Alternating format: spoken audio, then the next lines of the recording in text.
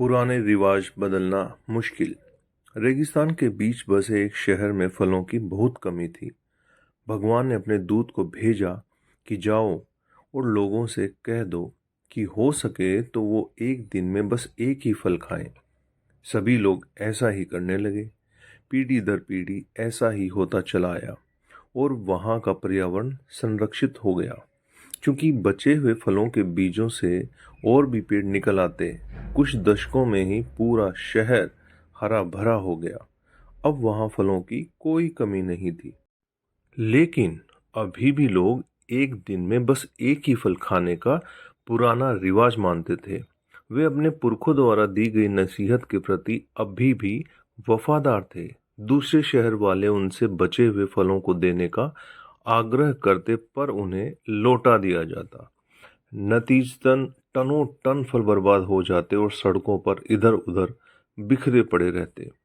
भगवान ने एक और दूत को बुलाया और कहा, जाओ नगर वासियों से कह दो कि वो अब जितना चाहे उतने फल खाएं और बचे हुए फलों को बाकी शहरों को दे दें। दूत यही संदेश लेकर शहर पहुंचा, लेकिन उसे पत्थरों से मारा गया और शहर से दूर भगा दिया गया। लोगों के दिलो दिमाग में पुरानी बात इतनी बैठ चुकी थी कि उससे अलग वो किसी बात को मानने के लिए ही तैयार नहीं थे।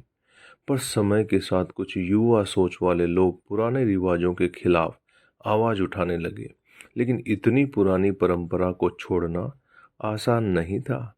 इसीलिए इन लोगों ने अपना धर्म ही छोड़ दिया और अब जी भर के फल खाने लगे और बचे हुए फलों को दूसरों में बांटने लगे। कुछ सालों में बस वो ही लोग धर्म को मानने वाले बचे जो खुद को संत मानते थे। लेकिन हकीकत में वे ये नहीं देख पा रहे थे कि दुनिया कैसे बदलती है और कैसे खुद को समय के साथ बदल लेना चाहिए।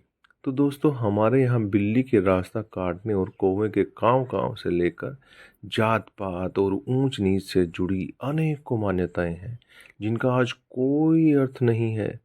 और जैसे इस कहानी में इन चीज़ों को मानने वाले खुद को बड़ा धार्मिक और सबसे बड़ा संत समझते हैं, उसी तरह हमारे समाज में भी ऐसी बातें मानने वाले खुद को बड़ा पवित्र और ईश्वर का चहेता समझते हैं, जबकि हकीकत कुछ और ही है।